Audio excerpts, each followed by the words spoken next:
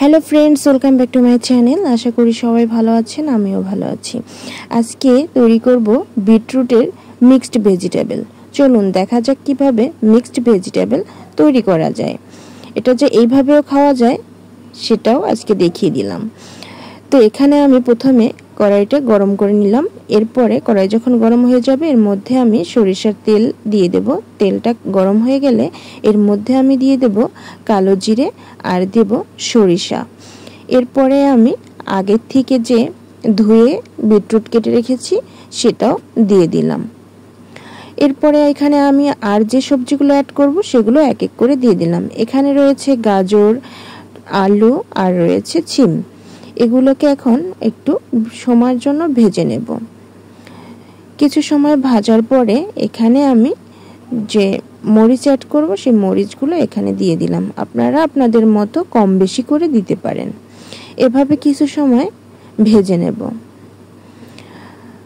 কিছু সময় ভাজার পরে এখানে আমি এখন স্বাদমতো লবণ অ্যাড করে দিলাম। লবণটাকে ভালোভাবে মিশিয়ে নিলাম। এরপরে এখানে দিয়ে দেব সামান্য হলুদের গুঁড়া। এটাকেও ভালোভাবে মিশিয়ে নিয়ে কিছুটা সময় ভেজে নেব। তো বন্ধুরা, আশা করি তোমরা ভিডিওটা না টেনে সম্পূর্ণ দেখবে আর বাসায় একবার হলেও ট্রাই করবে। এখন আমি কিছু সময়ের জন্য এটাকে ঢেকে রেখে দিব সিদ্ধ হওয়ার জন্য। কিছু সময় পর ঢাকনাটাকে তুলে আবার একটু ভালোভাবে নেড়েচেড়ে দিলাম। তারপরে আবারও ঢেকে দেব। তো বন্ধুরা, এখনও যারা আমার ভিডিওটাকে সাবস্ক্রাইব করোনি এবং সাবস্ক্রাইব এখনই করে অল বাটনে ক্লিক করে রাখো, যাতে আমার নতুন নতুন ভিডিও পেতে তোমাদের সুবিধা হয়।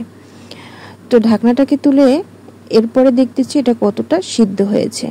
এজন্য ভালোভাবে আরেকটু নেড়েচেড়ে দিলাম। দেখতে পাচ্ছি এখনও ভালোভাবে সিদ্ধ হয়নি। এজন্য আমি আরেকটু সময় এটাকে ঢেকে রেখে দিব। ভিডিওটা যদি তোমাদের ভালো লেগে থাকে লাইক কমেন্ট করতে কিন্তু ভুলো না।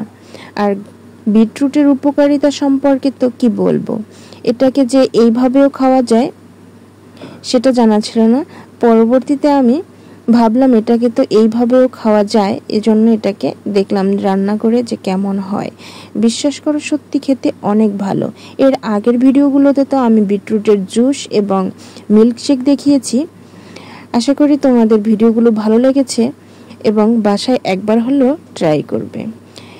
অবশেষে আমি এটাকে নামিয়ে নিলাম এবং অনেক সুন্দর হয়েছে। সবাই ভালো থেকো, সুস্থ থেকো।